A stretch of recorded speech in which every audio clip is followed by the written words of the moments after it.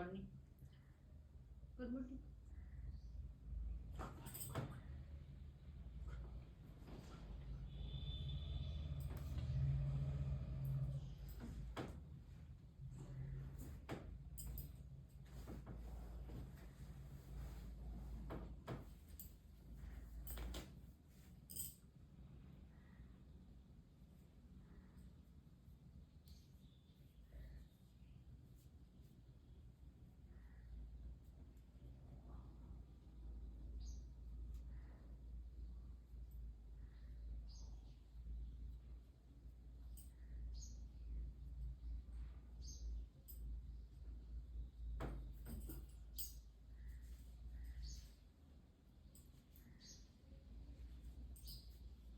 আমি বলবো আমার প্রার্থনার সময় মনে একাগ্রতা না আসা বিষয়ে। আমারও আসতো না, আমি একা একা থাকি বলে এটা আমি অভ্যাস করে নিয়েছি।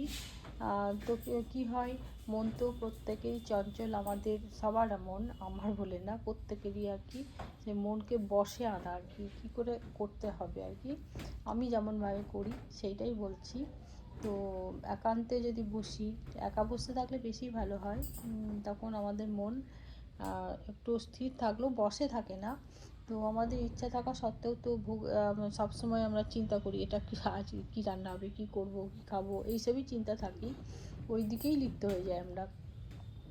তা প্রার্থনা করার সময় সব মানে কী বলবো, প্রার্থনার সময় ভগবানের সামনে নিজেকে ভাবতে হবে আমি একজন একদম পক্ষাঘাত রোগী, অসুস্থ। হ্যাঁ, তো সেইভাবে নিজেকে তৈরি করতে হবে, আর ভগবানের সামনে বসে ওখানেই দাঁড়িয়ে থাকতে হবে যে আমি একটা অনেক বড় জায়গায় এসেছি, এবং মন্দিরে যেখানে ঠাকুর, যে মন্দিরে যান তাহলে মন্দিরে ঠাকুরকে দেখবেন, যদি ঘরের মন্দিরে বসেন তাহলে ঘরের মন্দিরে ভালো করে দু চোখ ভরে তাকিয়ে একবার ভালো করে দেখতে হবে, কেননা চোখ বন্ধ করে নয়। তারপর আপনি মনটাকে, আমরা নিজের মনকে সমস্ত জায়গায় যেখানে চলে গেছি, যেখানে যেখানে আপনার চিন্তা ভাবনা চলে যাচ্ছে, সেখান থেকে কুড়িয়ে নিয়ে এসে মনকে একবারে একমাত্র একভাবে স্থির করতে হবে। তো স্থির করার পরে কী করতে হবে, আপনার অটোমেটিক আস্তে আস্তে, অনেক সময় লাগে, এটা একভাবে হয় না। আপনি চিন্তা করছেন, জব করছেন, আপনার 10 গোনা হয়ে গেল, তখন আপনি দেখবেন যে আপনার অন্যদিকে চিন্তা চলে গেছে, তাই তো আমার আজকে এই রান্নাটা হয়নি, তো কখন রান্না করবো, এইসবই হয়। তো ওই জায়গাটা এই কথাটা হচ্ছিল, ওই দিকে মনটা চলে যাবে। তাই মনটাকে আপনাকে কুড়িয়ে নিয়ে আসতে হবে, এখান থেকে ওটাকে ফিরিয়ে নিয়ে আনতে হবে আর কি। তো তো এই হচ্ছে কথা। আর কি বলবো, ভগবান আমাদের অত্যন্ত নিকটেই রয়েছেন। হ্যাঁ, এই অনুভূতিকে বারবার জাগিয়ে রাখতে হবে, তবেই আপনি লাভ এবং সুখ পাবেন। তো ভগবান চিন্তা করতে গেলে পরে একটু মনটাকে ধরে রাখতে হবে, তবেই হবে, তাছাড়া হবে না। তো আজকে তো আমার এই গল্প নিয়ে আজকে গল্প বলবো, কিন্তু আমি যেভাবে প্রার্থনা করি আমি সেইভাবেই বললাম। হ্যাঁ, প্রার্থনা করার সময়, আমি পুজো করার সময় কিন্তু আমি জপ করি না, জপটা আমি অন্য সময় করি, কিন্তু যখন আমি পুজো করি, করার পরে যখন আমি ঠাকুরকে ভালো করে দেখে নিই, তারপর আমি এক মনেই আমি তখন জপ তপ করি। তো করি মানে কি, এটা আমি নিজের জন্যেই করি, কেননা আমার একা একা থাকি, তো সেই জন্যে করি আর কি, নিজেকে রক্ষা করার জন্য করি, বা সংসারের শান্তির জন্যও করি। তাই বলে কি অশান্তি হয় না? হয়। কখন ঝড় উঠে, সে ঝড় তো থেমে যায়, তারপর আমি মনে হয় ভগবানই থামিয়ে দিয়েছে, এরকমই মনে হয়। তো এই হলো আমার প্রত্যেক দিনের প্রার্থনা করি কীভাবে সেটা জানালাম। মন তো সবার অস্থির থাকে, আস্তে আস্তে বসে আনতে হবে মনটাকে। তো যাই হোক, তো আমি আজকে একটা গল্প শোনাই, লোকনাথ বাবারই গল্প শোনাবো।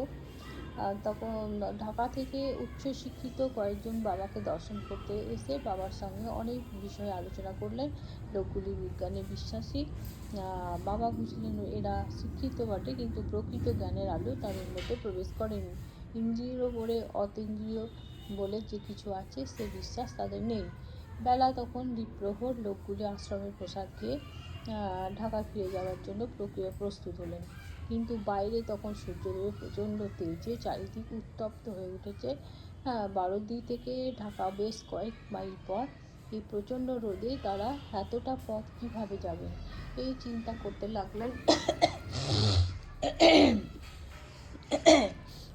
করতে লাগলেন। তখন কি হলো, অন্তর্যামী বাবা লোকনাথ বুঝতে পারলেন যে এদের মনের কথাটা কি ভাবছিল আর কি, যে অত তীব্র রোদে হেঁটে যাবে কী করে। তো ওনারা ভাবছে, তো ওনাদের কথাটা বলেনি কিন্তু ভাবছে আর কি। তো সেই কথাটা লোকনাথ বাবাও মনের মধ্যে বুঝতে পেরেছে। তো সবার অন্তরের কথা তার জানা, তাছাড়া যোগের মহাশক্তির কাছে যেসব পরাভূত, এটাই বোঝাতে ইচ্ছা হলো বাবার। তিনি লোকগুলিকে বললেন, তোমরা চিন্তা করছো কেন, রওনা হয়ে যাও, সূর্যের তাপে তোমাকে কষ্ট হবে না। লোকগুলি সন্দেহের দোলায় দুলতে বেরিয়ে পড়লেন ঢাকার পথে।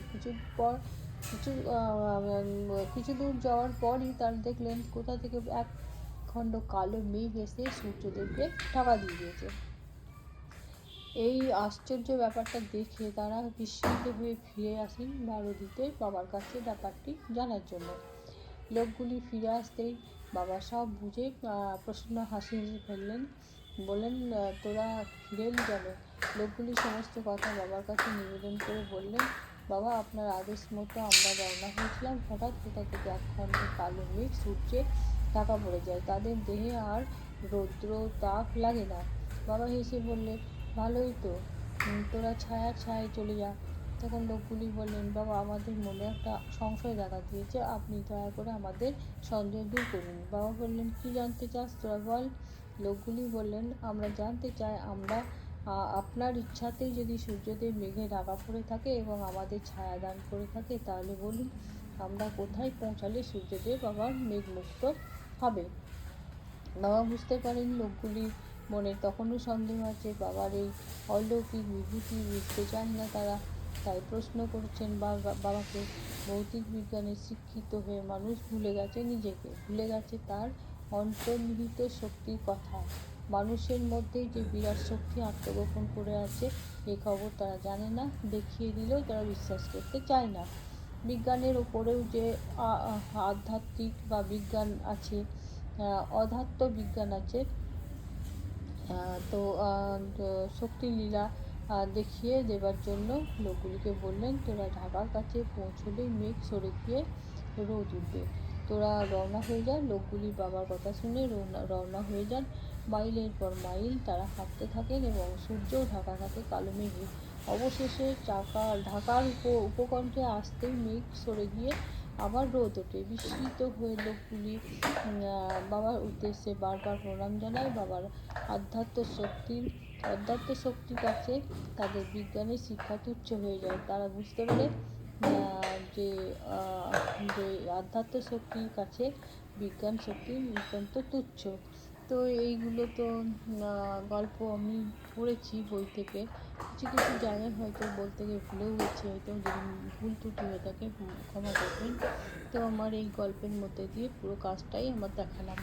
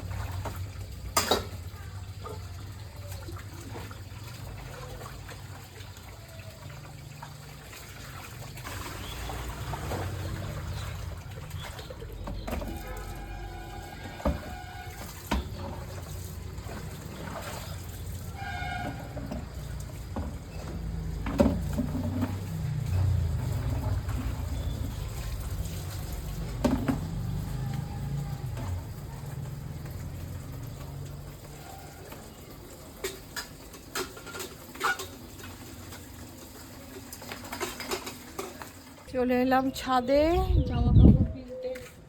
এই যে আমার মোটা দেখে বেড়াচ্ছে। কি দেখছো মোটা? মোটা কি দেখছো?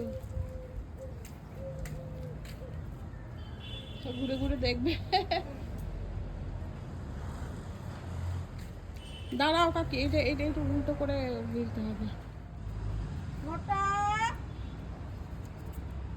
কি দেখছো তুমি? লেজ লড়াচ্ছে। লেজ যখন লড়াবে তখন জানতে হবে ও তোমার ডাকে সাড়া দিচ্ছে। আর যদি চুপটি করে থাকে, লেজ যদি না নড়ায়, যে কোনো কুকুর, বাইরের কুকুর হোক, রাস্তার কুকুর হোক, ঘরের কুকুর হোক, তাহলে জানতে হবে মুড খারাপ আছে, যখন তখন দিয়ে দিতে পারে রাখছে।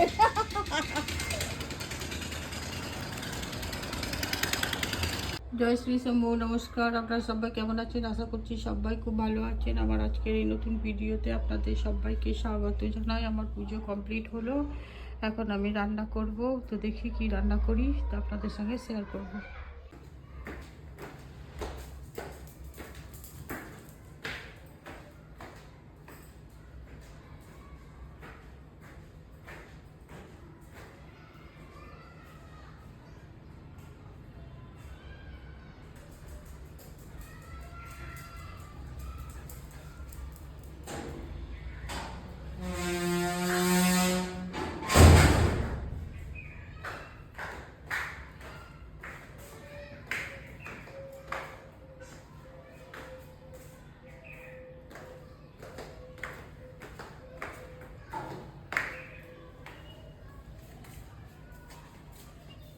শুভ দুপুর বন্ধুরা, এখন বাজে 1:38। তো আমরা ভাত নিয়ে বসে যাব। এবার ভাত রেডি করে নিয়েছি। বেগুন ভাজা, কুমড়ো আলু মটরশুঁটির তরকারি, আর এটা লাফা শাক ঝোল ঝোল করে করেছি। এই যে লাফা শাক, এটা আর ডিম কারি। এটা এটা আমার ভুল করে নিয়ে নিয়েছি, আর এটা আমার ছেলে।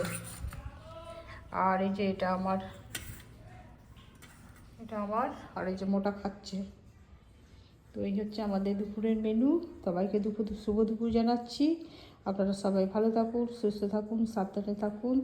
আর ভিডিওটা যেখানেই রাখছি, প্লিজ আমাকে লাইক, শেয়ার এবং সাবস্ক্রাইব করুন। আমাকে একটু সাপোর্ট করুন এগিয়ে যাওয়ার জন্য।